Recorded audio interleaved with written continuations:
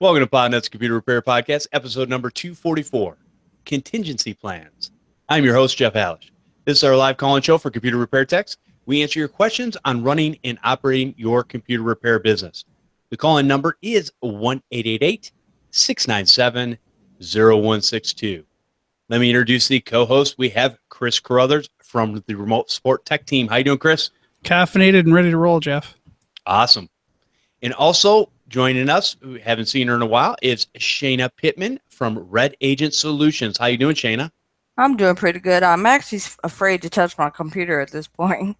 Yeah, just don't touch your computer because we don't want to see you blink out and blink back in again. But, Right. No big deal. Good to have you. All right, let's go ahead and start by sharing a tip or story that we could learn from. And, Chris, we're going to shoot it over to you. There, the mute button wouldn't push. So actually, a really quick story is that no matter where you are, there's usually business to be had. And we all need to remember this. So recently I went to a convention. As a customer, I was having a good time, taking a look at the wares, ran into somebody that I had done business with in the past who introduced me to somebody else. Long story short, I'm going to have a small booth at a convention. Then they're looking for some custom stuff to come in that we're going to be spending the next year putting together. So yeah, just no matter where you are, make sure you have some business cards on you. You got to have your business face on and be dressed at least semi-professionally, like nice one of these polos, because you never know when you have to make a pitch. Very cool. And what's your business face look like?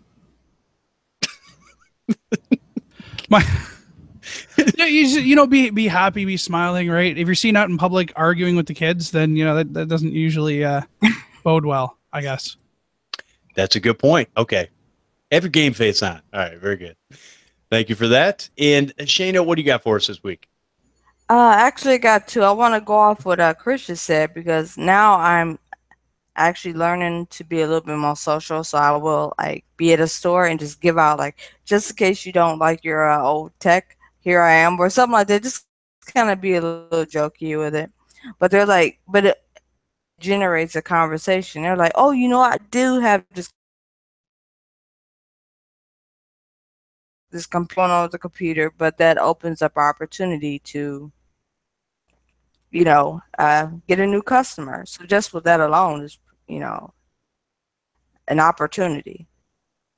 And then as far as one of my new customers, I think it's, if you're going to provide a managed service solution to a residential, especially if they're in range, explain your tool.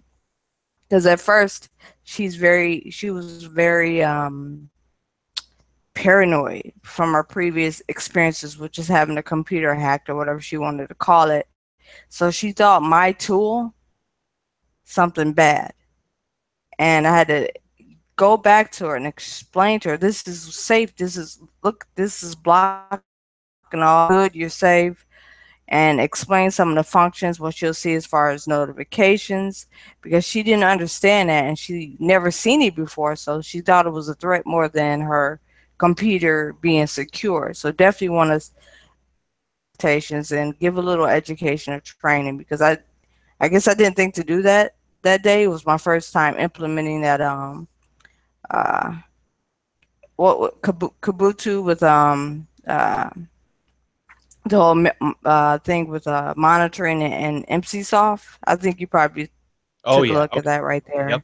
Okay. So that was my first client, but I didn't think to just run through it real quick with her, and that was an experience. But now she feels better about it and she trusts me. But definitely, if you're gonna do something like that, then what they're gonna be seeing at the corner of that screen, because they'll think that in her eyes it's another threat or some weird thing that she needed to delete it, because she ended up deleting or messing it up. And I had to reinstall everything. Gotcha. Yeah, that's a good point. You definitely want to let your customers know what you're putting on your computer or on their computer, so that when they look at it and it's new to them, they know exactly where it's coming from and what it's for. So that's a very good point. Hey, Shayna, if you could do me a favor, and I don't know, you're kind of cutting out a little bit. If you could check, see if you just have any resources running in the background or anything, and while we kind of move on from there, and just see if that we can clear that up a little bit. If not, we might have to lose a video. Not a big deal, as long as we can get your audio. So that way we can hear the whole story. All right, so I don't really have a tip or story this week. So what I'm going to do is I'm going to go ahead and move into, since we're getting this late in the season, I'm going to go ahead and move into our real quick ad, and then we'll move on to our main topic for today. Right now, for those of you that don't know, in about 3 weeks, the DC Unconvention in Washington, D.C. is going to be going on. All right. And the dates are September 16th and 17th. And it is an IT conference for techs and business owners reimagined. Learn from fellow techs and business owners. Get business strategies that work in the real world. Discover new tech. If you're an owner operator in managed services, IT consulting, or a break fix tech, this is the place for you. And if you're not all three, you're lying. But anyways, get your hotel and tickets now. Only 100 tickets are available, and I know a lot of them are gone. I don't know how many tickets are exactly left, but my understanding is they are down to the last bit. So if you want to do that, go to unconvention.io. You guys can still get there if you're close in the area, or you want to travel by car, train, whatever. You can still get there and still get to this conference. And I would just tell you to invest in yourself. You're going to have people like Matthew Rodella there from the Computer Business Marketing Podcast. And also from, you're going to have Mike Smith from the Mike Tech Show. You're going to have the Podnutz Pro trio there, the Triple M's. So Marvin, Martin, and Matt. So if you guys listen to that show, all three will be there. And I know Marvin's got some things that he's presenting, and it should be a good time. If you want to get a chance to meet and greet a lot of these different people, Paco LeBron will be there. John Dubinsky will be there. So a lot of people that you guys listen to all the time will be there. And you get to actually look them in the eye, shake their hand, and see what's going on in their world and have a real conversation with them. Plus, you'll get to meet some other people maybe you've never met before, and you'll be able to, rub shoulders, trade stories. And this is always a great time to boost the things that you're doing in your business, because you're learning from other people, you're helping other people, and it's always a win-win situation. So definitely go over to unconvention.io, get your ticket, get there however you can. If you don't have someplace to stay, get in contact with somebody, and I'm sure you can find somebody to room with or whatever to, to be able to get out there and make that happen. All right, so let's go on into our main topic for today. And this came up from Mr. Michael Cooley, better known as Taz. And yes, Michael, I did use your full name. Woo. But anyways, Taz called me the other day and said, I've got this story about something that happened. He had ordered a service, and something had happened to the person that was going to do the service. I can't remember, something about that, something with their heart. I'm not sure if it was a stroke, heart attack, something, but it was something pretty serious. And there was no contingency plan in place in order to have somebody else come in and finish that job he had already quoted and took money on. And so what we're going to talk about today is we're going to talk about that. What happens when you get sick, or you have something bad like a heart attack, etc., cancer, whatever? What do you do in your business? And not only that, but I think a lot of these are going to be pretty simple answers, but something we definitely need to think about. Also, what are some of the things we can do, and what are our contingency plans when things don't go right? What's our backup plan? What do we do? Do we always just wing it, or do we have something in place that says, if this doesn't work this way, here is what I'm going to do to solve the problem? Because I think you could save yourself a lot of time and money by having a contingency plan ahead of time versus after the fact or while it's happening. So let's go ahead and talk about, Chris, let's start off with you. But as far as what do you do in your business if you are no longer there for some unforeseen circumstances. Sorry. What do I do specifically? No, just well, make no, something because up. there's a lot of different plans. Saying, yes, you. Yes, me. I have somebody to take it over. That flat out, that's what's going to happen. If I were taken out of commission, there will be a butt in my seat taking over and dealing with it. Now, how did you come up with that? Well, I'm not going to go too far into a lot of the backstory on it, but I know this person very well. I know that they can do the job properly. So if I had to pick somebody to replace me, it was that person. So I made those arrangements ahead of time. I have other people that know what's going on, so that, and I have one person has my password for the newsletters. So, there can be an email blast sent out saying, hey, it's going to take a day before we can get, whatever up and running, because we'll have to pull that person in.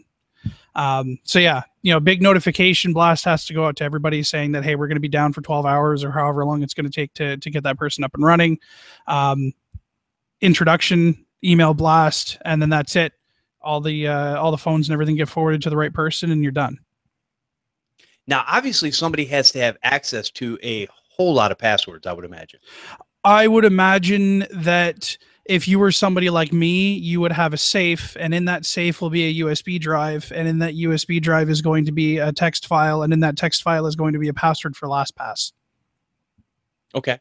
So somebody could get in your LastPass account and be able to get the passwords for all. And obviously, if you have somebody that you already have in mind and it's already trained, then that person is going to know what to do with that information. Correct. There's also a lot of documentation, right? So everything is already documented. So, in a less than ideal situation, if somebody else had to take over for some unforeseen reason, then there'd be some stumbling, but they wouldn't be wading into the dark. So, you make sure that your processes are all in place. You make sure that everything's documented, and that somebody can access all of that information. Okay. Now, if I can add one more thing, though, not everything is going to be long-term. Some things are going to be short-term. So you brought up a heart attack. There's a pretty good chance, especially with modern medicine, that if you have a heart attack, that you're not going to be out forever. So, if you were in a position where maybe you just had to take it easy, maybe you're not going to work 60 hours, 80 hours a week anymore. You're going to wind up cutting back down to 30 like a normal person. At that point, in France. Right. Well, okay. Normal person. A normal look, if your doctor tells you to take it easy and you only work 30 hours a week, your doctor wants you to do less. Okay. 30 is pushing it on a light load, but there are insurances that you can purchase to deal with stuff like that. And I'm blanking completely right now on the name of the insurance, but talk to your insurance broker. I think it's like Director's Insurance or something along those lines, where if you are physically unable to work, a check from the insurance company is made out to your business, and you can use that money to hire somebody, or whoever is helping to take care of things for you can use that money to hire somebody in order to be able to make sure that your customers are taken care of in the short term while you get better. So there are a lot of options there. You just have to have it. Okay. I like it. All right, Shayna, what about you? You might have to unmute your mic first.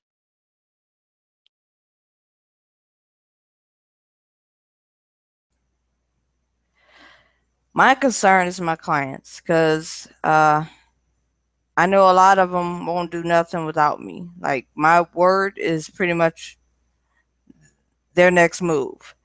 But I've had this idea of creating like a book for a lot of the business, guys, like, as far as, I call it the what if section, because a lot of the issues they have is small things they could have done themselves, but they don't think about it. And what happens if I do get sick, or I'm not able to even, receive calls for whatever reason? They can't contact me. What will they be able to do in that time where they could probably fix it themselves? So I have been logging stuff where I might create like a quick look at this, check if it's that, and move to the next thing. So having that type of documentation in their SOP book, or whatever they want to call it, whatever they have, just kind of amended to that, so they at least know what to do if they can't contact me. Because a lot of the things, like I said, that's it. That's my concern, is if they're taken care of without me, then I'm good.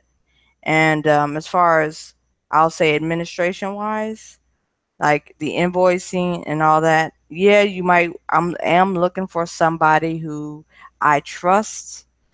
Right now, I'm still kind of talking to a few people that are interested in supporting just that factor and their scheduling. So that is in a process because I do think about what will happen to me if, you know, anything could happen. And you definitely want to have that type of insurance. I have been speaking with my accountant as far as maybe getting insurance for something like that, like Chris was talking about. Um, but just on the marketing phase is something you also want to think about too, because if you're sick, you're not going to be emailing people, marketing, blasting, and Facebooking your ads and all that stuff. So I have taken a leap of, I'm not sure if you heard of Thrive Hive. I would No, like man. to say it's an all-in-one marketing solution. It has a code you can put on your website as far as performance, um, email marketing, Facebook, blog posts, all that stuff you can schedule and just put out there weeks beforehand. And that's another thing I want to call it work ahead. So if you know you got to do something and it's due Friday and you have a little time to do it Tuesday, get it out the way because you never know when something's going to happen. And at least you know that's been done. So if you do try to complete tasks, those priority tasks, then that will help alleviate a lot of the stress if something anything could go out of wrong. You might have to help somebody else out of the blue. You want to have certain tasks like that already done or completed. Um, since I'm still a little new, I'm still trying to figure out those things and have those questions answered because I do want to be prepared when I grow, and I don't want to have like a million customers and they're all screwed, you know. Then that's just a whole catastrophe by itself. Right. No, I agree with what you guys are saying. There's a lot of truth to that. And I think this is one of those things when you're younger, you look at your life and you go, nothing will ever happen to me. And as you get older, you start to become wiser and you look at your situation and you go, well, something could happen to me, whether I want to believe it or not. These are just the way it is. Now, from my standpoint, the way I look at it, yeah, my customers would be hosed, but if I died or something, I don't have to deal with it anyway. So I really don't care. So that's Jeff's stance. It's That's not his problem that's my anymore. contingency plan. Hey, I'm out. I thought I was your Pay for contingency me. plan. No, there's a lot to be said for that. And here is where I think the difficulty really comes in, though, is that it's hard to find, or I shouldn't say it's hard. It's interesting to find somebody that you trust enough that you could throw into that role that you know is not going to take advantage of you, take advantage of your business, and especially like Chris was talking about on a short-term basis. Because somebody could come in there and they can mess a lot of things up if they really wanted to, if you didn't know them and trust them to that degree. And so I think that's where a lot of people, we're a lot of times in this business out here working by ourselves. And for some reason, I'm trying to get this out of everybody's head, but a lot of business owners and technicians are still in this mindset. They're still in this competitive landscape mindset, which is a fallacy at best. But it's their reality. I don't believe it. I don't understand why other people believe it, but it is what it is. So I think, and I know if John was here and he's actually out on a few jobs over the next couple of days, that's why he couldn't be here. But John Dubinsky would tell you that he has somebody from another company that he likes and he trusts and could take over his business and do what they need to do. So that's definitely a special relationship that you have to have with somebody. And I think you could work with somebody where it would be the reciprocal too. If either or happened to one side or the other person could jump in and be able to help out and take care of that person. And I mean, people do that now too, not even just for emergencies, but for a vacation. You know, Right. when John goes on vacation, and correct me if I'm wrong, but I'm pretty sure that person that you're talking about takes all of the emergency calls while he's on vacation. Absolutely. Right. So, you know, that there are short-term things like that. But we got to remember that, you know, yeah, not all of us are naturally social. And that's unfortunate because you really wind up losing out on making that kind of a connection with somebody. So, you know, the unconvention is a great way to get over, you know, that hump and to start meeting people. CompT is another place where you can really start meeting these, you know, individual computer company owners that might even be in your area that you can really form that bond with. Absolutely. Not only that, plus we have a show here that is open to most techs to We be do. able to come on and talk about. Not we have our show for Podnutz Daily, which is a show. It's just a tech to tech show talking about your business, how you do things, because everybody thinks they do everything the same. I haven't met a person yet that goes, here's my process. And man, that is exactly the same as John's, Shayna's, Chris's, Paco's, whoever. It's like everybody does things a little bit differently. And I learn a little bit from everybody. So it's a win-win situation. So there's that show there. Then there's the roundtable here where we get on. Now, if those that don't remember, Shayna came on a Podnutz Daily, I don't know how long ago it was a while back. She's been on a couple of these panels. And she has been listening to this show for years. If she's been listening to it as long as back when Steve Cherubino had it, that goes all the way back to 2008. That's a long time ago. Yeah. And she just now, within the last, I don't know, probably been a year and a half or something like that, decided I'm going to come on the show. And she did.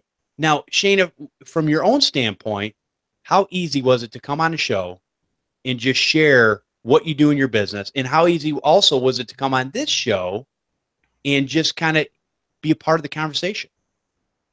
Well, as far as just the daily podcast, can you hear me? Yep. All right, Gotcha. because you went out for a bit, but I felt it was more easier for me at that point because there was no live, there was no video. Me and you talked. It was already that icebreaker right there, and with you being very humble and approachable, it was like we just was talking. It was easier for me than when I received the email like, "Hey, get on the live show." I'm like, "Oh my God," you know. But at that time, I'm like, you know what? Okay, you know, with listening to you guys all the time, I felt already comfortable.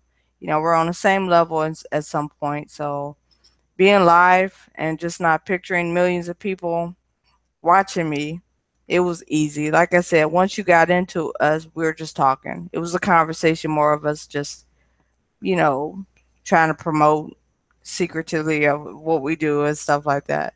It was a conversation. It was easier for us to just be on the same level and be, you know, on the friendship level, I would say. Right. It, you know, going back to that too, and I appreciate your candor on that, and just I love that people are taking the leap and just coming on and taking the time to share their information, which helps the audience that listens to this on a regular basis. I think it's a win-win. And you go back and you look at a lot of people that I don't know, they're almost, I've had technicians tell me that they're more than willing to help people as long as they're not in their local area. And to me, it's kind of like, really? Like, you think you have some great secret that nobody absolutely knows about anywhere else, and that person's going to take that one little tidbit of information and just be able to knock you out of business. Okay. Never seen it happen, but that's great. So I think going back to our original conversation, talking about that contingency plan, I think it's hard sometimes for people to break free. But again, like Chris said, this is a great community. CompT is, you got the unconventions, you've got a community of techs that are more than willing, for the most part, to help people out, and even people that are getting started today.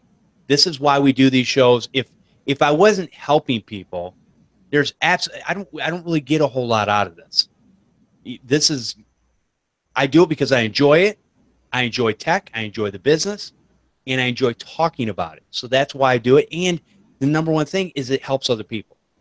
So I think moving past all that, though, I think our contingency plans are probably pretty much the same. Get somebody that you know, like, and trust, and give them access or keys to the kingdom so that they can take over temporarily, or even in the worst case scenario, full time. Somehow there's a transition. There's somebody to take care of your customers, because part of the thing that we're talking about and looking at is we're moving from this break fix mentality to the MSP model I just threw up in my mouth. And the MSP model is not a bad model. They're the managed services model, I should say. The managed services model creates a recurring revenue. In my opinion, it protects the customers more than the break fix model of, hey, when it's been broken and not working well for the last 8 months, you'll finally bring it to me and I'll fix it. And it's fine. I make more money that way. It doesn't matter. Or you can pay me a smaller amount over a longer period of time, which will be able to give me the ability to keep your computer working great 365 days a year, unless a mechanical failure of some sort happens or whatever. But as far as on the software side, for the most part, everything's going to be running just the way it should. So as we start to grow this managed service business, we really have to start thinking about, what are we going to do if we're no longer around, or we're no longer available to take care of this? So I think these are great things that, again, great things we've talked about. And I think we've come up with some pretty simple solutions, but you just have to get out there and find that person, or even sometimes persons. Maybe you get together in a group. Hey, we're going to create some sort of a contract, or, a handshake agreement. If this happens, here's where my access is. Maybe you give the access to your significant other, and they can pass it on to the tech that's going to come in, so that maybe the keys to the kingdom are not out there all the time, which I think would be good. So there's many different ways to do it. You just have to find out a way that's going to work for you and that you're comfortable with. But I think it's something that definitely needs to be looked at. So with that, let's move into talking about, what are your contingency plans when something doesn't go right? Do you have a contingency plan, or do you do like most people and you just wing it? Chris? Give me an example of something not going right. Okay, you go in Yeah, to repair a QuickBooks database. sure. Okay, and it's not repairing. It's the information is not there. You're not sure what is your next step that you're going to do, because normally you do QuickBook database recoveries all the time, correct? Yeah. Okay, very very simple for the most part, right? Usually. Okay, Yeah. usually. But on those occasions that it doesn't go right, what do? Do you have a plan already set in place? Yeah. Or do you just go, well, I've got choice A, B, C, D, E, depending on the situation? Well, okay, so let's be honest, right? If this was already my Yes, customer, they'd have a backup. So, Okay. because I'm going to go to the backup. If they don't have a backup, I'm going to go to Intuit. But between you and me, if I couldn't recover the database, chances are the Intuit people can't either. It's gone. There isn't a plan C. It's either repair, get it from the backup, or hope Intuit's got it. Ooh, that's rough. Right. But that customer has been told that they need to have a backup. So if they don't have a backup, there's not a whole lot that I can do about that. Now, let's say Mm-hmm. that the backup didn't work. Ooh, you mean I haven't been monitoring the backups? Is that what Or you're saying? you missed a little corruption that was in there and you didn't know. Maybe I did. And maybe somehow I can't go back to the version that was working. Which, if I were backing it up, I could. But let's pretend that didn't work. Let's pretend that all of those things are my fault. Then that customer is going to sue me, and my insurance company is going to give them a check. That's what's going to happen. Okay, but let's go back to what you said, because that's on the extreme end. But Sure. you said versioning. So Yes. Explain exactly what you mean by that, because obviously there are different companies out there. There's different backup services. There is. And some services will hold revisions for 30 days.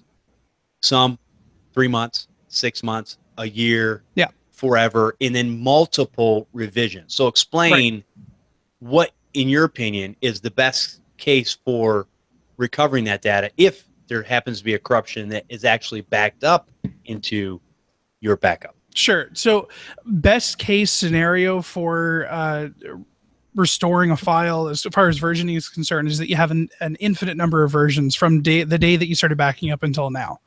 That way, especially for something that isn't accessed very often, if it's been corrupt for a long time, you're going to have to, figure out which day it was. And if you only have 30 days worth or 6 months worth, sometimes it's longer than that. It doesn't happen often, but it can. So, we use and we resell and distribute Infrascale's SOS Online Backup, which has the unlimited versioning, and it only counts the space from the first and the last version on the backup. So, from the day that we started backing up until that day, every single time that there's a change, there's a new version uploaded, and we're able to go back and get that for the client. Okay, great. So basically for that particular scenario, there are plans already in place that are either you've put in place or they're automatically put in place because of the things that have happened. Right. And all of these scenarios, and this is why, the rant that I made on the YouTube channel and the rant that I made on last week when I was talking about how, it's our job to educate our clients, right? We need to educate our clients that they need to have these types of processes in place as well. It's not just IT companies that need to worry about all of these fail safes and the what if scenarios, and all of these things have to be in place for our clients as well. So something as simple as a backup seems simple to us. We need to educate our clients on that. What happens if I get hit by a bus? Well, maybe LastPass is going to be a good solution for our clients too. I think that whatever we're talking about in this show, we should be telling our clients. Absolutely, I agree. All right, Shayna, so let's talk about, you go in to do a virus removal, and the virus removal all of a sudden goes to a blue screen. Now, do you have a contingency plan backup for that? And you don't have to use that exact scenario, but I'm trying to paint a picture of you that's something that you do all the time. You remove viruses. It's not a big deal. So what are some of the contingency plans? Do you have something in place, or do you kind of just make it up? I used to make it up, but I think it's a lot more simpler where I start planning ahead. And this is just something I preach to all my clients, is backup is very important. Whether if you got stuff, I don't say the cloud is the backup solution. I tell them it's more like, on the go, you accessing stuff from multiple devices. But if that's all you can do, have a backup there. Like, have a copy of something up there, because if your computers die on you, then where's you going to get your critical database or your company files that are secret, all your procedures, forms, whatever. But I think now, because I'm reading a lot more on ransomware is the biggest threat, and just that alone can be a problem if I'm unable to clean that up. Because the only way you could defend against that is having a backup. Right. And I actually have an appointment, I believe, on the 23rd with Datto, because I went to their Cleveland Road show. I'm not sure if you've seen them traveling around. And they were, had a big, huge thing about their product. I'm like, well, let me give them a shout. And I went there to just watch the show, and they made an appointment with me this coming Wednesday, I believe. So I might be getting an account with them just for providing, certain contingency plans for my customers, and just for me, even, if I'm going to advertise this product to my clients, I think the smartest thing to do is to use it yourself, so you can be a better prepared to support or answer questions when they need them to, when they ask them questions about the product or what happens to their data. So I think having another solution in place for my contingency plans would be a lot better. Very instead good. of just winging it. Anything could happen. I don't want to be caught in that mess anymore. So here's what I'm hearing, and again, I set up these are kind of silly, simple scenarios, and people are probably going right now, Jeff, come on, people deal with that stuff all the time. Why are you talking about such simplistic things? But here's what maybe a lot of people have missed, or maybe don't even think about it in these terms. Sometimes contingency plans are set up ahead of time. In what we've just talked about, in both these different situations, we've talked about a backup solution that was pre-thought of and pre-done to protect the customer from basically something going catastrophic with their computer. You come in to do a simple QuickBook database recovery, and it's not there. It can't get it fixed. It's not working. Oh, let's go to the backup. Or you come in to do a virus removal, and you get a blue screen of death, and that computer's gone. The hard drive just died. Everything's gone. It just failed out. Okay, we go to the backup. So when you look at contingency plans, sometimes you have to do it ahead of time in order to have that plan that makes sense. Because let's face it, in this industry, there's a lot of things that we do that, and there's been many things that I've come across that people will say, I have never seen that before. I've talked to engineers that will, at software companies, who go, I've never seen that before. Of which I go, I don't know how that's possible. Because I'm one customer out of, millions, whatever. And so a lot of times, but we've got to go in and figure out, okay, how do we best fix this? And everything's fixable. As long as there's enough money, everything is fixable. So I think that, as far as contingency plans go, there's not a whole lot you can do other than have yourself set up ahead of time so that you can best protect that customer. Now, let's paint another little scenario, Chris. Let's say you're doing a remote support session. Okay. And in this remote support session, you lose connection. Okay. And the customer can't even get you connected. Now what do you do? Are they local? Maybe. Well, that because that let's say they're local. They're local. Okay, perfect. So if I cannot walk them through getting reconnected, then we got one of two options. We either move this to an on-site service and they're going to pay the on-site rates, or they're going to drop it off at the UPS store. I'll pick it up and they'll pay the same rates they would have for remote. But it's something that's been pre-planned. It's something that I have a process in place for. Awesome. Okay, cool. And again, it's just thinking about this stuff ahead of time. If this happens, what do I do? So good. All right, let's see. Man, that was a quick one. Well, that's what you get for bringing such a simple conversation, such as, what do I do if I get hit by a bus, Jeff? Well, it's true. I mean, but these are things that a lot of times, because I've been preaching this for a long time, but we are generally firefighters. And I've seen it from seasoned veterans that are in this business to brand new people that are just starting up. There's a fire over here. I'm going to put it out. Oh, there's a fire over here. I'm going to put it out. And so we run around putting out fires all the time. A lot of times we don't think of all these things that we could pre-set up to protect ourselves, or we tell ourselves, I don't have enough time to do that. I'm too busy. And it's the same thing where people run into this, and I see this all the time too. People will let their customer dictate the hardware that they're going to allow them to put in. Or a lot of times a person will get somebody or get cheap hardware to put in that customer's building or office or whatever to save them money. But here's the thing. The cheaper hardware usually doesn't last as long. There are inherent problems with it. So instead of just forcing our customers to get something that's more robust that we can actually work with, what we ended up doing is we, again, run around like firefighters, putting a bunch of fires out.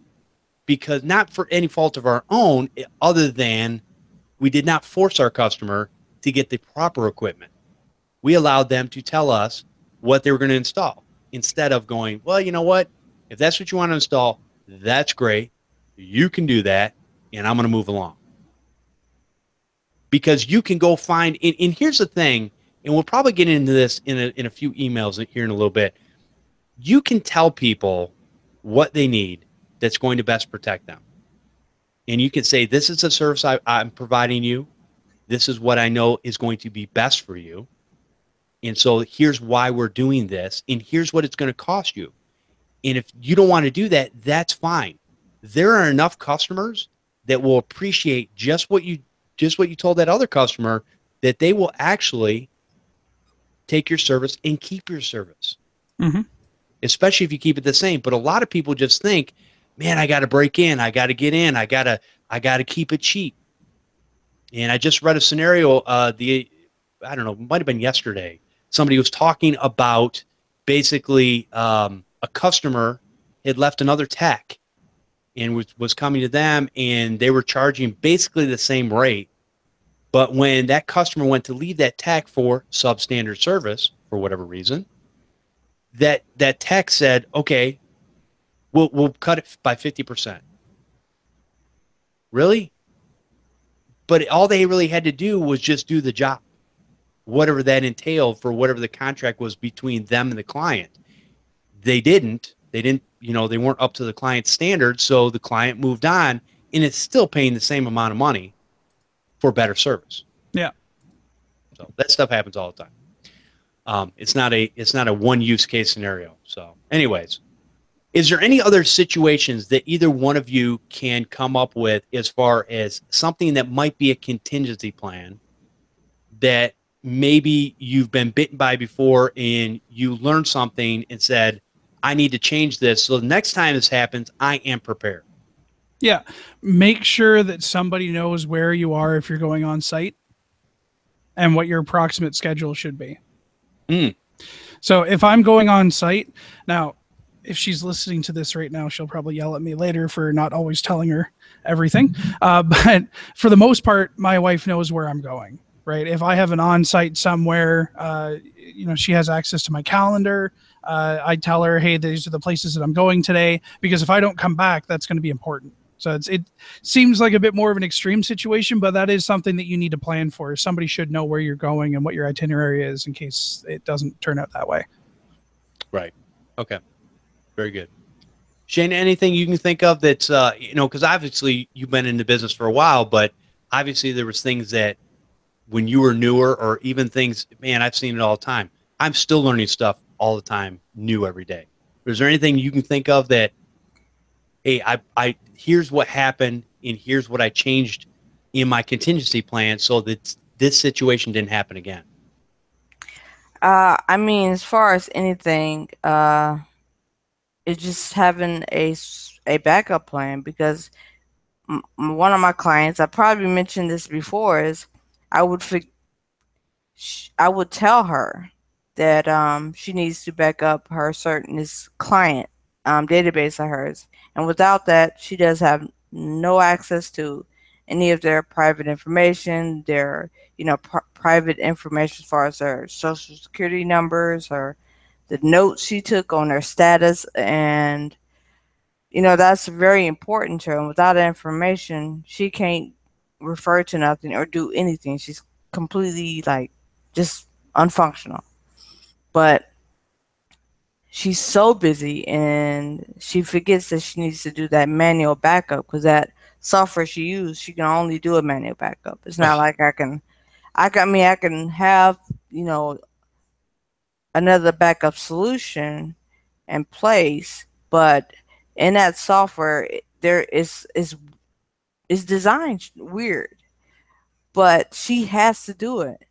And I know back then I would have a note right there, but I would leave it up to her to remember too, instead of like, hey, you do that. And I think I actually blame myself too, because her computer went down and the hard drive died, so her data was on that drive. There was no backup, at least nothing current to the season just started. So that was a big, huge problem. And she was down for a whole week. But I just feel maybe if I would have stuck to her, backup, she would have remembered a lot more, instead of me just saying, here's a reminder, put it on her monitor and just let it go. And it cost me 2 nights of, I got it back, and but it was just the fact that I should have been a lot more preactive myself. Okay. Well, okay, let's look at that a little more pessimistically, though. I don't expect users to remember anything ever. I don't expect them to remember to run an antivirus. I don't expect them to remember to run a backup. I don't expect them to remember not to write their password and stick it on the bottom of their keyboard. All right. What I expect is that the more I can automate, the better my customer is going to be. I don't beat myself up about a customer not remembering to back up. That was their responsibility if they didn't want to pay for an automatic backup. And an automatic backup isn't really that expensive. So no, I completely understand what you're saying, but at the same time, I really do need to take that stance that, look, I told you. And if you didn't do it, I'm really sorry that that happened. I will be as empathetic as you want me to be. But I'm not going to accept responsibility for something that you're not paying me to have responsibility for. Well said. Or, like Jeff would say, you can't fix stupid. Yeah. Matter of fact, you can't even slow it down. I've tried. And so anyways, no, I think those are good points. And sometimes all we can do is, our job is to, as Chris has said, to educate the customer, let them know what's available. If they decide not to take those things, there's only so much we can do. And they have to have that understanding. Now, again, most people they have this thing where they think that you know all things technological wise. And no matter what happens, you'll be able to save their bacon. And a lot of times, not a lot, but there are some times that is not, in fact, true, unless you have those processes already in place.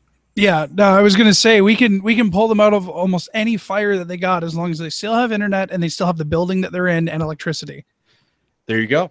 After that, if they've followed everything that we've recommended for them, absolutely we'll be able to get their buns out of the fire. If I have to go down to Best Buy and pick up a bunch of computers to drag it down there and restore all their backups so that they can be up and running that day, that can happen. But they need to have the backup in the first place. Absolutely. Yep. All right.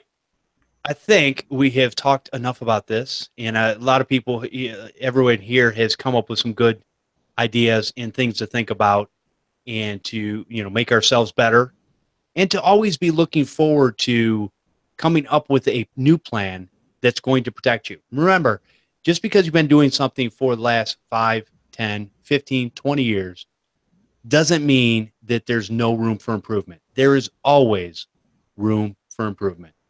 So if it's just little things that make your life easier, make the customer's life easier, again, this is where the money's at, and this is where you can, have that win-win situation where people are paying you a premium for doing the right things, and also they're getting taken care of at a premium level. All right, let's take another quick ad here, and we will go ahead and go into our email section and live calls. All right, so let's see. All right, if you guys want to support this show, you can go to patreon.com/computer repair podcast. And we have a new patron, Rick Halash. And I know I might have messed your last name up, and I do apologize, Rick. But anyways, that's what it looks like. And I do appreciate you giving to the show. And if you would like to give to the show, you can go to patreon.com/computer repair podcast, and you can find us in there. And what you can do is, I didn't realize this, but after digging around a little bit, I've decided to do a per episode, which a lot of people have told me I probably shouldn't do it this way. So we do 4 episodes, no more, sometimes less, every month. So that's $4 a month. And it comes right into the to the Patreon account, and helps to pay for some of the things that we do here, equipment, mics, things like that. And so software that we use, whatever. And so, but obviously the more patrons we get, the more I would like to do some special things, giveaways and different things like that. I'd like to take some of that money, put it aside, and be able to, give some stuff away to the audience. So with that, if you guys go over there, and we're going to have some other things down the road that we're going to also do. I think we'll talk about it here in the probably next couple months, once things slow down a little bit for me, and we'll get those things going. But there's a lot of good things for being a patron. But one of the things you can do is, let's say you only want to give $1 a month. You can actually set up a maximum in Patreon. So if you say, I'll give $1 per episode, but my max is $1 per month, then the most you will get charged is $1 for that month. So if you want to give $1 a month, that's $12 a year to help this show, make it better, all those types of things, we would really appreciate it. So I will put that out there. And I appreciate all the people that are coming on board as of late and giving to the show. So, and I want to thank all of our other Patreon supporters for your continued support. I appreciate each and every one of you. All right, so let's go ahead and let's answer some emails and take some phone calls. Phone lines are open. The call-in number is 1-888-697-0162.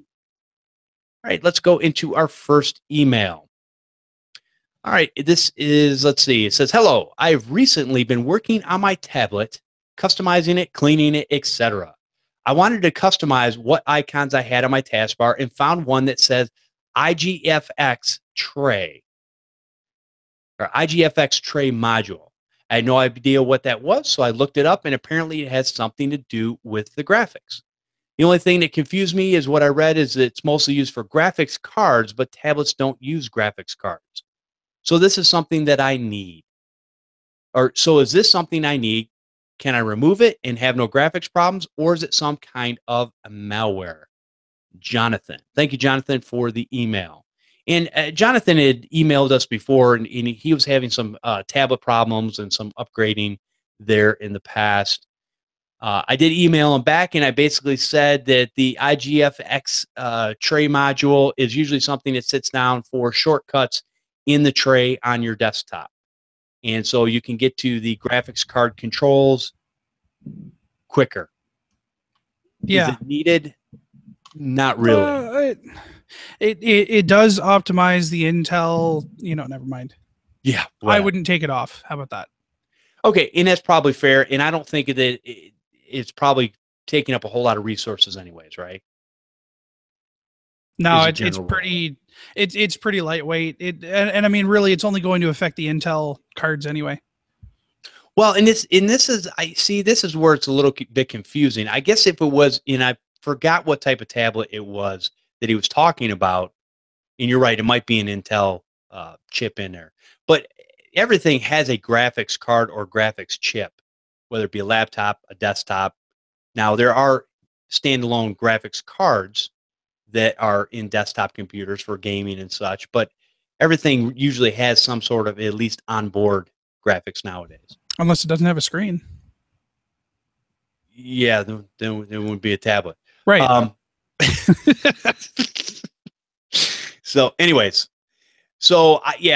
you could leave it there. I don't know. See, on the desktop, I know for sure you could get rid of that and you're not going to have any problems whatsoever. Yeah. But on a tablet, I've never seen it, so I'm not really sure if you would have any problems. To me, it's just a shortcut to the controls for the graphics card or graphics chip. Shayna, you got anything on that? Might have to unmute. Well, I was just taking a look at my tablet. It's an Asus, some little low end, but I didn't see any controls that I would try to control, so I'm not sure. Okay. Well, let's put it this way: if you disable that service on some Intel integrated chips, so when it's the integrated right in, it could stop the graphics card from working properly. Not that it will stop Windows from loading. Windows will still load the built-in generic, the built-in generic driver. Right. But there are some drivers that won't load without it. It's not that often. I think that tablets and all-in-ones are going to be your most common issues with that. So I just leave it alone as a rule, though. It's not doing anything wrong. It's not using a whole lot of resources, and it does add some functionality to the graphics card. Okay. I think those are great answers. All right, let's move on to our second email. All right, good morning. My name is Roberto, first-time listener. I just opened up my computer repair business after so many years of doing it for free for family. Now it's time to get paid. Good for you, Roberto. That's awesome. Yeah. All right. So what are your thoughts on loaner laptops for clients? Thank you, Roberto. Thank you for the email, Roberto. And Chris, loaner laptops, what do you say? Fantastic idea. Make sure that you get a credit card number from the customer before they take it.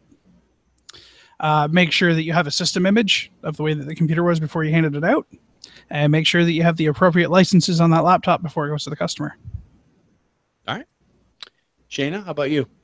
I guess that'll be a little bit more administrative work on my end, but like he was saying, if I did, it'll be only clients that I trust and know of, and then ensure that there's some type of collateral, definitely. So if they want to take off and run with it, at least I get, or at least make an attempt to, I don't know, recoup the funds or whatever, or loss as far as that device. But I wouldn't think you at least need to have some type of security layer in place if you're going to start giving out equipment to clients, or just make sure you have an established relationship if you're going to offer that feature in your business. That's all I got to say. Okay. All right. So I'm going to be the old curmudgeon and say it is a big, humongous waste of time, and I would not do it whatsoever. Here's the thing. Here comes Grumpy Jeff. Yes. If your customer cannot live without their computer for a few days, tell your customer they should go get a life and they'll be all right. Wow. I keep forgetting how little business clients you have compared to your residentials, though, man. I don't, here's the thing, though. A lot of business clients, especially the ones that I do deal with, they have multiple computers. It's not a huge thing where, in most of the time, if you really look at what clients are doing, what are business clients doing?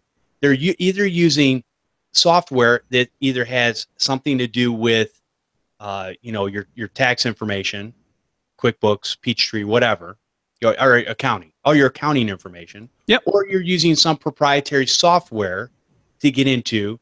Maybe it's web-based, maybe it's not, maybe it's, on-premise. Doesn't matter, but you're using something where you're getting into it and you have to use that database to do whatever it is your day-to-day. Most small business clients spend time on the internet. Their web-based stuff that they use for maybe doing construction, quotes and different things like that. A lot of stuff is not on premise anymore.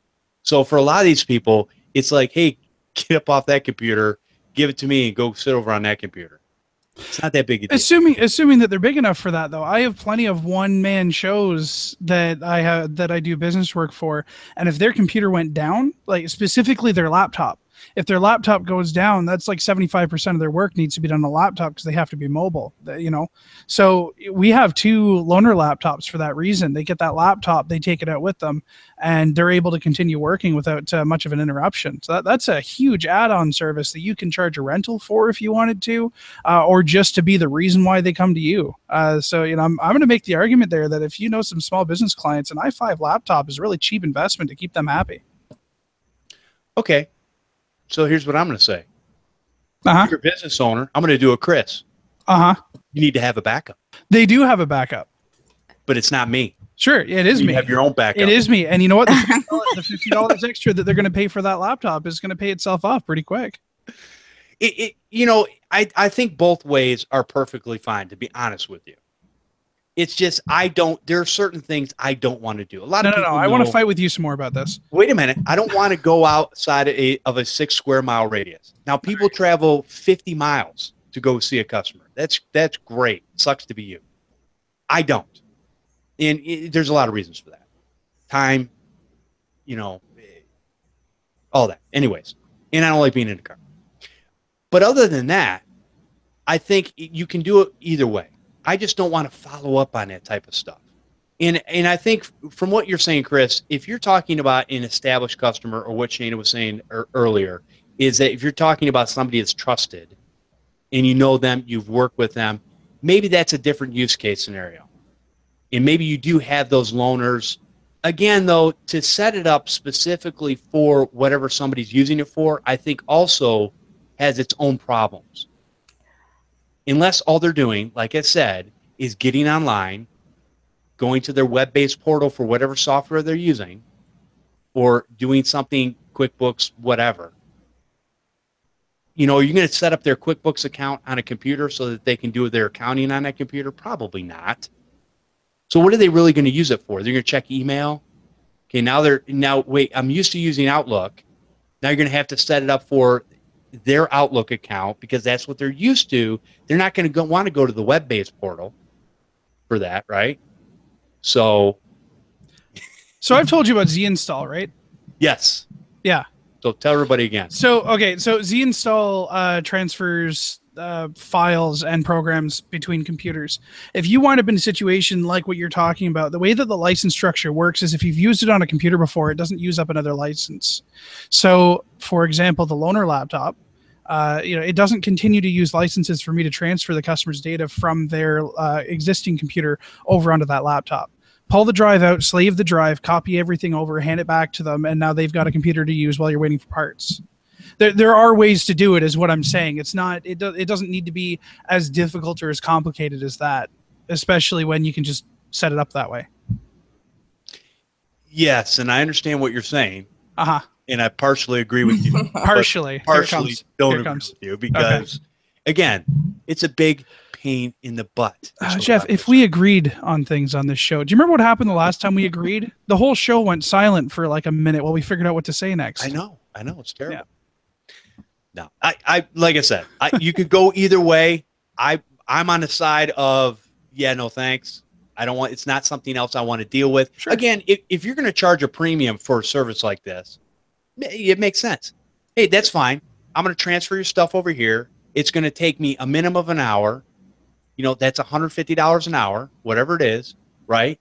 And that's what I'm going to charge you on top of. So really, when you're looking at all this, I think what you would have a lot of people say, even small business owners, even one-person businesses, would say, nah, it's all right. I'll deal without my computer for a few days. Maybe. I'm good. Maybe. And that's okay. It's okay if they say no. If they don't want to pay for the service, then they don't pay for the service. It's the same as the backup, right? But one other thing you forgot about, too, is eventually you're going to have to upgrade these loaner laptops every once in a while to keep them kind of current. That depends on how often they're used, and it also depends on what operating. It depends on what operating. It depends on what operating system is on there too, right? So sure. I already replaced the hard drives to solid state drives. They're good to go there. And they're running Windows 10. So until Microsoft, sorry, as long as they have a backup, they don't need a backup. You put them back. You put them back to factory at the when they come. Oh no! I was talking about the SSDs. You're talking about. Oh, the SSDs. Okay, yes. No, I have plenty of SSDs to swap in there. That's not an issue. The only time that'll become an issue is if and when Microsoft decides to start putting hardware restrictions on the Windows 10 updates.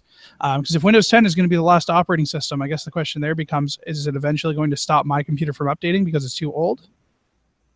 Probably not. Probably not. So, that we're going to have to see if that becomes an issue and if our standard i5 8 gig RAM setups are not going to be good enough anymore. Right. Okay. All right. We beat that one to death.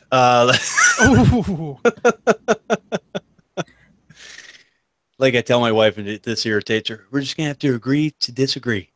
That's fine, Jeff. I'll still call you. All right, here's another email. This is from Anonymous. All right, in a few of the Facebook groups I'm a member of, I read where some techs are charging extremely high prices for products. As one example, an antivirus costs $40 in the big box store. They're already getting a reseller discount, but they charge up to 3 times what it costs online or in store. I've seen similar pricing hikes on other products. I'm not saying we should price match the online or big stores, but we shouldn't rip the customer off. In my opinion, by doing this, it makes us look bad and gives other small shops a bad name.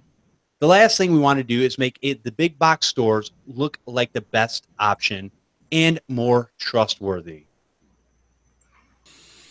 Go, Chris. Go. You know how to set the. Were you about to plug your ears? Is that what I saw? No, I'm not plugging my ears. I'm listening. Go ahead. All right. So here's the thing. First off, you can't sit there and tell somebody not to charge what they can charge. Okay, you charge what the market will bear, and if the market is going to bear you charging 3 times what it costs, through retail, clearly they're selling it, or else they wouldn't be selling it at that price. They might be offering an extra service with it. Maybe they're offering virus removals to go along with it. Maybe they're offering the install to go along with it. Or, we don't have the details for that. But what we do know is that they're selling it. So people must be happy with that, or they wouldn't continue. They'd have to lower the price. Right? So no, I'm not going to apologize for any pricing that I use. I'm never going to apologize for my prices. What I am going to make sure of is that I can sit back and say, yes, I can sell it at this price. Yes, I am worth the price that I'm charging. And if you don't like that, you can go to the cheap shop and you can do whatever you want over there. When you come back, I'll be more than happy to help you. All right. Shayna? He pretty much sang my tune. Well, that's the thing, because at first I did worry about, am I charging too much? But at the same time, I'm putting my mind on it's a convenience, because if you're not going to do it, as far as updating your third-party applications, keeping up with your own computer, as far as maintaining it, making sure that, you're browsing safe, your antivirus is always up to date daily, and you expect to just run and magically fix your computer or protect it. If you're not going to do that and look at it every day, then you want me to, then you're paying for the convenience. You're paying for me to do your work, your job. And at a certain time, I do have to look at, well, how much is this going to cost me if I'm like now MCSoft, me just worrying about how much that I'm paying for their licenses to offer my clients as well, and I just pretty much just think about it. It's a convenience. I'm doing your job, and you're not only you're getting that, you're getting the fact that you can call me whenever you want to, any questions. If you have an issue, I'll be watching your computer, making sure, and then selling them on being proactive instead of reactive. You're saving your time of being down by just making sure your computer's working every day. And that's a lot more beneficial than you scurrying around trying to find a computer tech at the last minute. And hopefully by the time, you find somebody, you haven't lost a lot or a lot of time or a lot of money because you didn't have these type of protocols in place in the first place. So I just try to sell them on that you're saving time and money if you just do it this way. Okay. And it is a convenience to you that I'm doing it, and I don't have a life because I'm watching your computer. You know. And I think a lot of times, even if you're not doing any type of monitoring, but you're upselling your product and you stand behind a product and you're saying, this is what I recommend because it's going to do the best job possible, in my opinion. And it's worked for many of my other customers, and I believe it'll work for you. And here's the price I'm charging. You could go to a big box store. You could get it cheaper. You could get it cheaper online. But here's the thing that a lot of people don't realize is that, and we explained this before in our pricing podcast that we had a while back, is that there are different areas. And it really doesn't matter what area you're in. There's people that can afford certain things that are absolutely willing to afford that because they know, like, and trust somebody, or they believe whatever the person is telling them. Good, bad, or indifferent, doesn't really matter. Those things, if they are found out, what ends up happening most of the time, if somebody is being taken advantage of and being charged too much, they'll probably move on to somebody else. In my opinion, that's a good thing. And then that person that is what we would call overcharging, they have less customers, but they're making usually more money, and they're enjoying what they do, and they're good at that. And that's fine.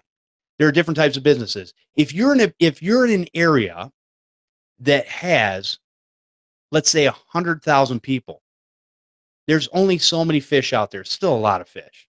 Okay. If you're in an area that has 1 million people, which is, okay, let's do the math here, 10 times the amount. Okay. Just 10 times the amount, you can see that there's a lot more fish there. So you take an area that has a median income of whatever it is. Let's say it's the median income in both those areas is 70,000. Let's just say household incomes. And you look at the area that has 1 million people at the median of 70,000 means 500,000 make more than 70, 500,000 make less than 70. But if you take the area that has 100,000, then you're going to have 50,000 that make over 70 and 50,000 that make less than 70. So you see how it's a humongous difference of the amount of people in disposable income and what people are willing to pay for services. It doesn't matter what area you're in. You will always find somebody that is willing to pay whatever price that you want to give them, especially if they know, like, and trust you. So that's one. Two, a lot of times go in and find out what the average big box store actually sells a ticket for. Because there's a big box store that basically you go in, and most people know it's got a big yellow sales tag, but you go in and you're going to pay them $199 for antivirus and basically a year of monitoring on that antivirus before they will even look at your computer. Could be a cracked screen, doesn't matter. They won't look at it unless you pay them the $199. So your average ticket in a lot of these places is 400 plus. Yeah. Which is the way it is. And you know how many people go to these stores and pay that in every area I've been in? A lot. And you know what the secret is there? Be worth what you're charging. It's that simple. If you're going to convince people that, hey, to walk in through the front door, you need to have $200, you just need to show them what the value of that $200 is. And people will pay it. They'll pay it even if there is no value. That's true. There are people who are going to pay it without the value, but I think you're going to find a lot more recurring people if you do. Exactly. So I think you can find a happy medium. Again, if somebody across town with a larger population is able to charge X amount of dollars more than you're able to charge, you're talking about two different areas. So they really don't correlate anyways. So it's hard to fit what we do inside of a box, inside of a city, inside of, a business in order to make sense for everybody. That's why there's different scenarios. There are people that are doing fine with their business who maybe have lost leaders of maybe they charge $50 for virus removal, but they get somebody in the door and they get somebody to come in and like them and trust them. And, now all of a sudden that $50 virus removal turned into thousands of dollars worth of work for the year. So if you have a virus or an antivirus software that you think is good, and that person is not able to go on the internet and find it themselves or go to another customer or another business and get it from another business, and they like this business they're dealing with and they trust what they say, if they can charge 3 times the amount, they can charge 3 times the amount.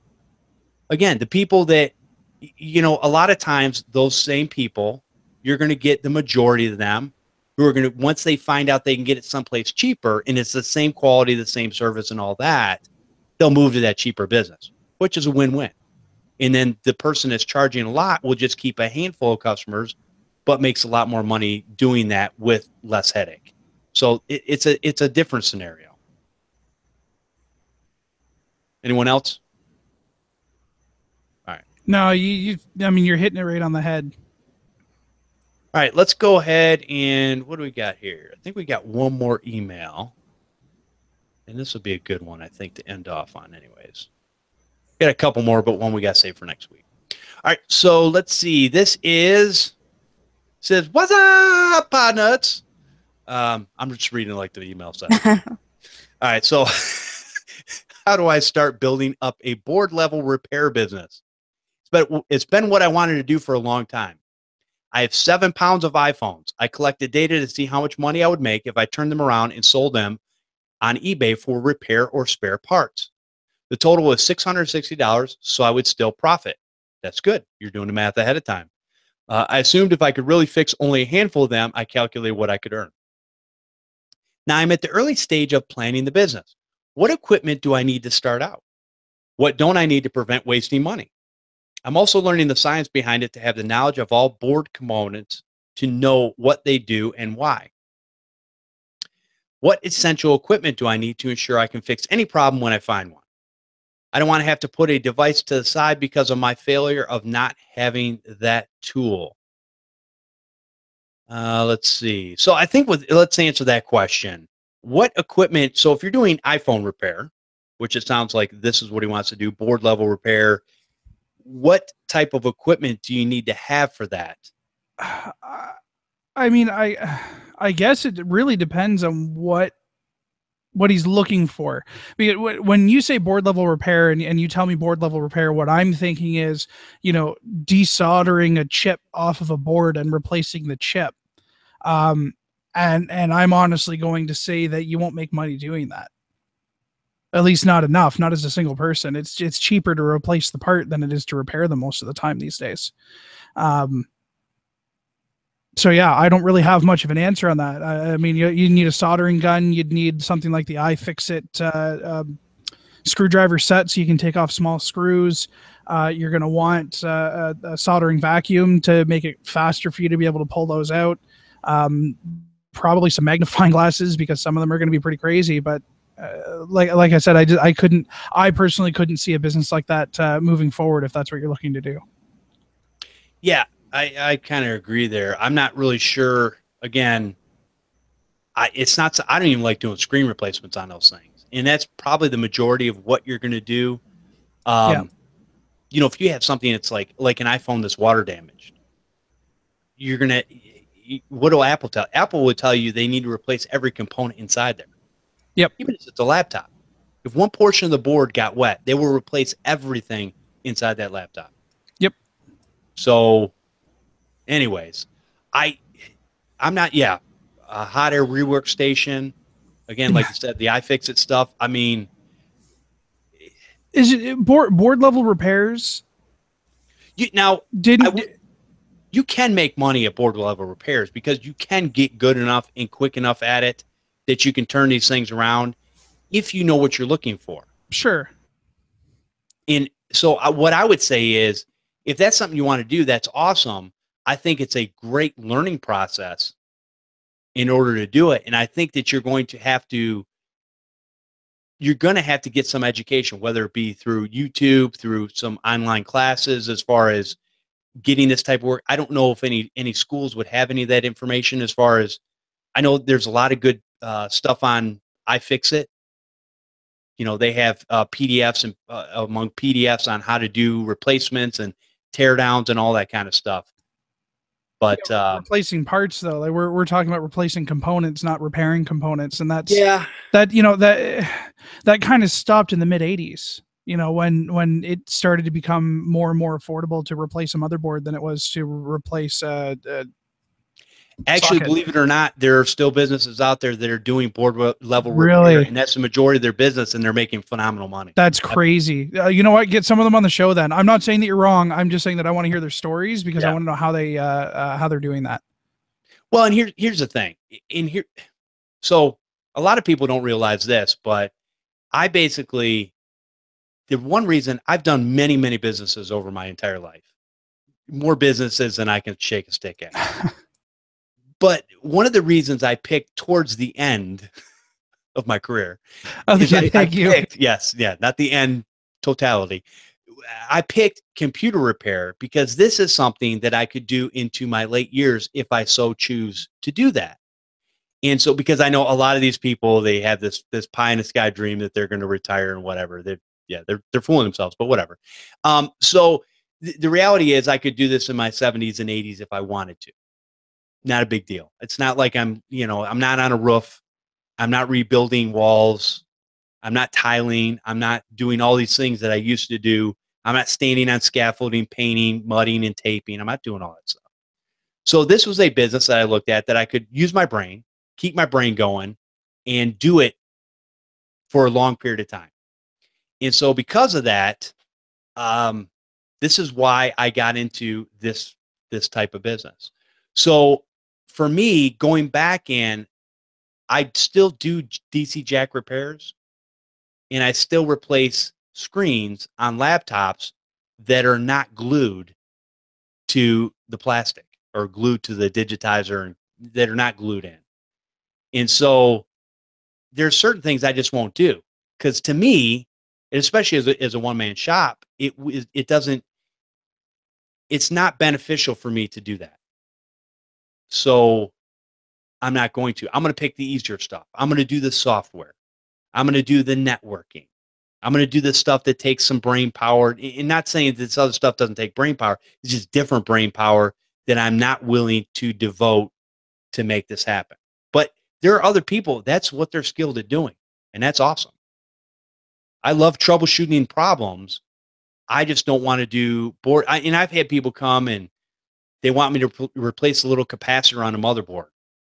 I'm like, we can get that motherboard for $50.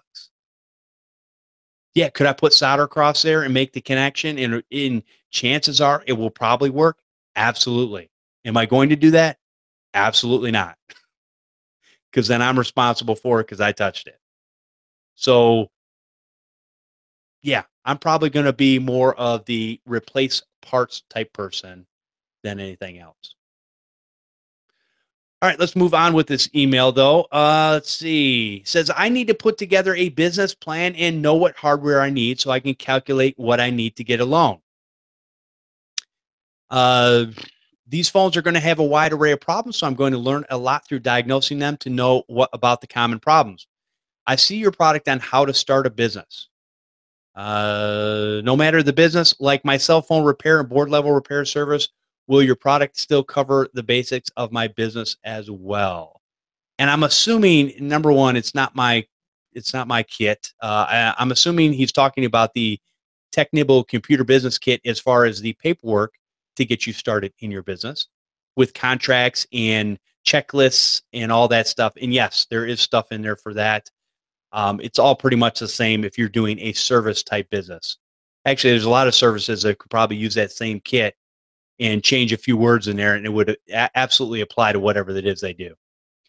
So yeah, but yeah, that's actually from Bryce Whitty over at Technibble. So we just have it on our website as an affiliate. All right, let's see. It says, I hope the loan pans out. If not, I'm going to be stuck. I can't get help from anywhere else, and I know I could start up with just $800. Your expertise on business would be very valuable. I don't know anything about the subject, so I'd love to hear your thoughts on my situation and how I can begin. I am unsure how to build myself to be a success like those super geniuses on your show. Don't drink and drive, McGee. Thank you, McGee, for that email. And yeah, the good explanation of what it is you're thinking about. So, Chris, what does he need to get started? Well, look, if you want to go the loan route, the first thing you need to do is check your own, do your own checks, right? Do you have a good credit rating? Because if you don't have a good credit rating, then it's going to be very difficult for you to do this on your own through a bank. So I want to lay that expectation out there. I didn't start my company with a loan. I started my company by, spending my own money. And that's just the way it had to go. But as far as equipment, it depends on the type of work that you want to do, really. If you really want to do software repair, then the biggest thing that you want to start out with is your own computer. You're going to want to have an example of the software that you're trying to pair. Like if you're going for Outlook repair, you want to make sure you have Office. You're going to want to make sure that you have some sort of a filing system, whether it be using Excel, using a ticketing system, paperwork orders like the Technical Business Kit would be a great way to start that. There are paperwork orders that you can print off and use there. Printer, paper, ink, screwdrivers. Check out the iFixit repair kit. It's a wonderful kit. It has just about everything that you need in there as far as screwdrivers, anti-static wristbands, stuff like that. And a mode of transportation if you're going to do on-site. And as far as going back to the iFixit stuff, I think that is, if you're getting into that type of business, and I know a lot of those people over there actually do board level repairs. There are people I've seen over there that they're just phenomenal at it. So that is probably a great resource and a great community to get involved in. If that's going to be your focus, is the small form factor computers, phones, things like that. Yeah. That group over there they're going to be able to show you the tips and tricks and how to, how to desolder and solder and all this type of stuff. I don't think the stuff that you need to have is going to cost you thousands of dollars, but I am more of the type of person that I'm going to bring in what I need. And as I go, I'm going to order the different things, the different tools that I need to have. Yeah. And it's not like you can't start off with the not cheap. Please do not, confuse less expensive with cheap, but the less expensive alternative of whatever the big tool is to start off with. It'll take you longer. Whatever the tool is going to be or whatever the software is, it's probably going to take you longer if you get a less expensive version of it. But as you build your own equity, you can always upgrade your equipment later. And maybe, I don't know, eBay the old stuff or use it for training for new people when new people come in, train them on the old tools first before you let them play with the new fancy ones. So, don't limit yourself to making sure you get the $1,000 soldering iron. You can get away with the $200 soldering iron for the first little while until you can ramp yourself up to that level. $1,000. Actually, the hot air rework stations are couple $100. The soldering iron I started with was a $9.99 Radio Shack soldering iron, which doesn't get very hot. That's fantastic, Jeff. I'm super glad that your American prices really help you down there in the not Canada. Oh, I'm sorry you pay that Canadian tax. That's not my fault. Move down here, buddy. Oh yeah, I'll get right on that. We're only 4 hours away. Come on down. Yeah, next time I go to the hospital, we'll see who has to spend more money. We won't go into that because not me either. Anyways, yeah, it's a whole nother story. All right. So I think with that, we're going to go ahead and I know Shayna was dropping in and out, but we'll go ahead and end off the show here. So Shayna, if you could give one parting thought to the audience and let people know where they could find you.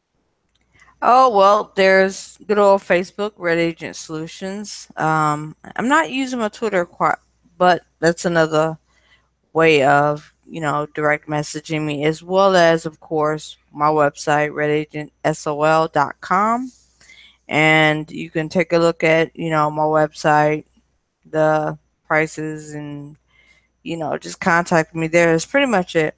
You can say hi when I'm on Facebook. I won't mind. Okay, awesome. Well, appreciate you coming out and sharing with us today. It's been awesome. Cool. All right, and Chris, give us one parting thought and let people know where they can find you. Well, one parting thought is that this show is something that you should listen to every week. That's right. That's good. All right. So my name is Chris Carruthers. I am here from Remote Support Tech Team. We're a white label IT company. So if your company needs help with its customers, give me a call. Number here, 866-568-2813. You can also email us at info@rstechteam.com. Awesome. And if you want, you can come join us live for the Computer Repair Podcast every Sunday at 4 p.m. Eastern over at podnutz.com, Computer Repair Podcast Live. Join in on the conversation by calling in live and hanging out in the chat room. You can also send an email to podnutz@podnutz.com or leave a voicemail at 1-888-697-0162. We have audio available over at podnutz.com or subscribe using your favorite podcatcher.